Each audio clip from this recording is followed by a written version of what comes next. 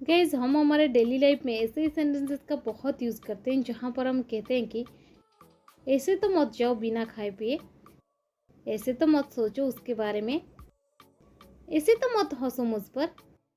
Guys इस प्रकार के सेंटेंसेस को हम हिंदी में तो बड़ी आसानी से बोल लेते हैं, बट इसे इंग्लिश में कैसे कहेंगे, इसके लिए कौन सी स्ट्रक्चर की यूज़ करेंगे, आज के इस वीडियो में हम सीखने वाले हैं। इस प्रकार के सेंटेंसेस को इंग्लिश में कहने के लिए आपको पहले यूज़ कर देनी है डू नॉट, इसके बाद वर्ब की फर्स्ट फॉर्म, इसके बाद ऑब्जेक्ट, ऑब्जेक्ट के बाद आपको यूज़ कर देनी है लाइक दैट।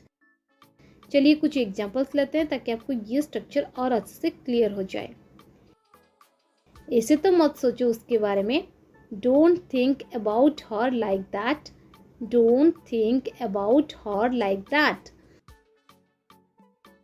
ऐसे तो मत हंसो मुझ पर, don't laugh at me like that, don't laugh at me like that. ऐसे तो मत बोलो, don't say like that, don't say like that.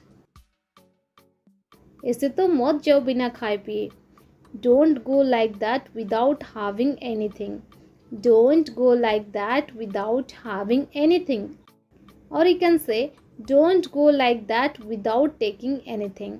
Don't go like that without taking anything. ऐसे तो मत गुस्सा करो.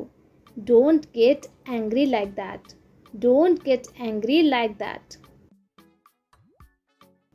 ऐसे तो मत बात करो मुझसे. Don't talk to me like that. Don't talk to me like that.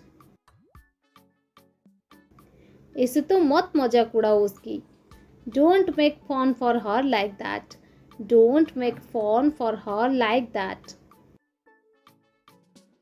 ऐसे तो मत करो. Don't do like that. Don't do like that.